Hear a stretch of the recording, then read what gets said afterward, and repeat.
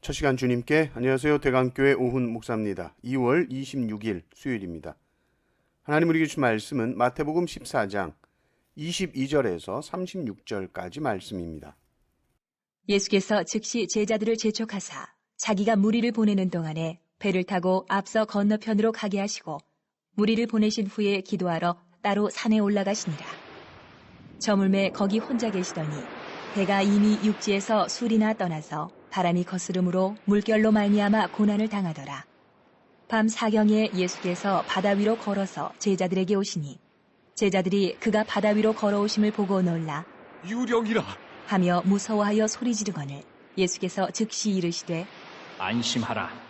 나니 두려워하지 말라. 베드로가 대답하여 이르되 주여, 만일 주님이시거든 나를 명하사 무리로 오라 하소서. 하니 오라. 하시니 베드로가 배에서 내려 물 위로 걸어서 예수께로 가되 바람을 보고 무서워 빠져가는지라 소리질러 이르되 주여, 나를 구원하소서. 하니 예수께서 즉시 손을 내밀어 그를 붙잡으시며 이르시되 믿음이 작은 자여, 왜 의심하였느냐? 하시고 배에 함께 오르매 바람이 그치는지라 배에 있는 사람들이 예수께 절하며 이르되 진실로 하나님의 아들이로소이다 하더라.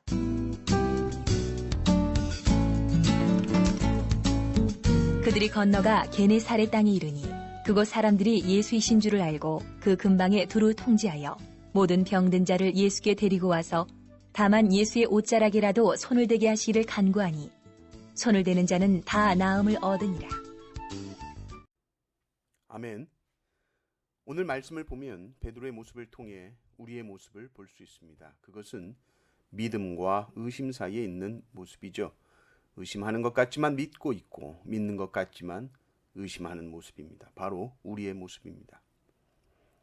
먼저는 왜 예수님은 우리를 광풍 속에 두시는가 우리가 생각해 봐야 됩니다. 22절을 보면 예수님께서 즉시 제자들을 재촉하신 모습을 봅니다. 이 재촉이라는 말은 강권하는 것이고요. 억지로 떠밀었다는 얘기입니다.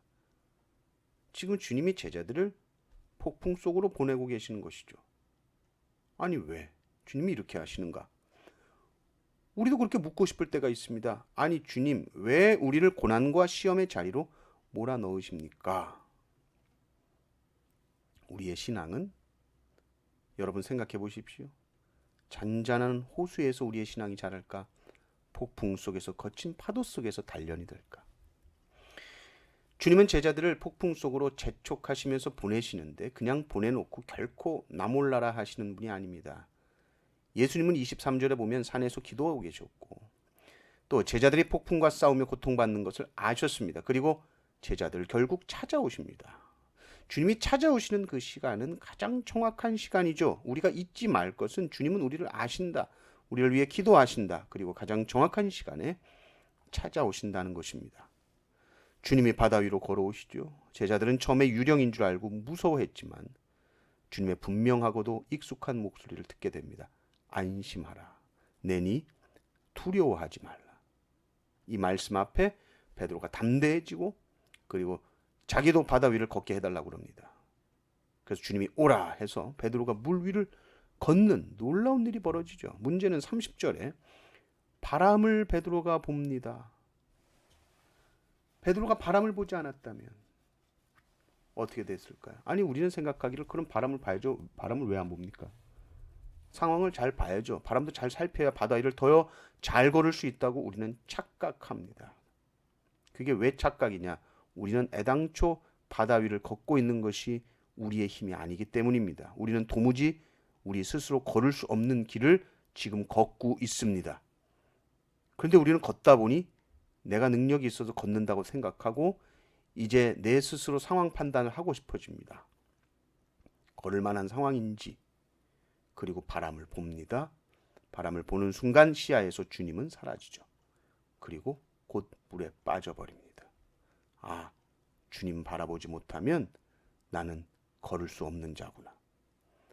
예수님에게서 눈이 돌려질 때, 예수님을 바라보지 못할 때 그리고 내 삶의 문제와 상황들을 보게 될 때 그 문제와 상황 속으로 우리는 빠져버리고 두려움이 밀려오게 되는 겁니다. 그러나 그럼에도 감사한 것은 31절에 예수님께서 즉시 손을 내미시죠. 그리고 예수님이 그 배에 오르시니까 바람이 그칩니다. 중요한 것은 폭풍이 있냐 없냐가 아니라 폭풍 속에 예수님이 계신가 계시지 않는가 합니다. 예수님이 우리 인생의 배에 함께 하신다면 우리 안에 어떤 두려움, 혼란들이 다 잦아들고 참된 평안이 찾아오게 되는 것이죠. 그리고 제자들이 드디어 신앙을 고백합니다. 진실로 하나님의 아들이십니다. 우리의 모습도 보십시오. 우리는 예수님 믿습니다. 그러다가 삶의 폭풍이 오면 흔들리죠.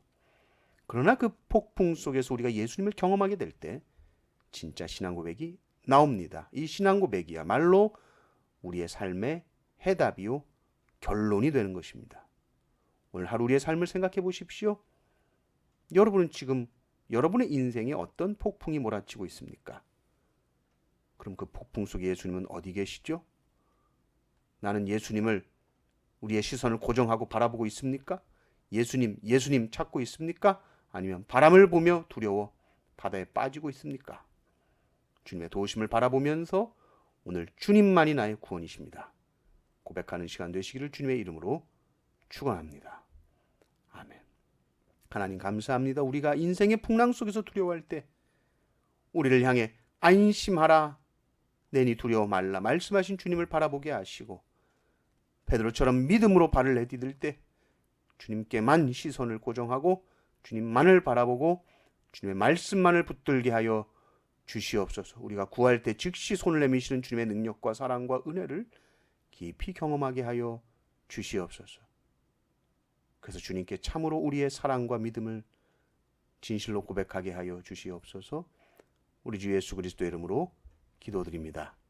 아멘.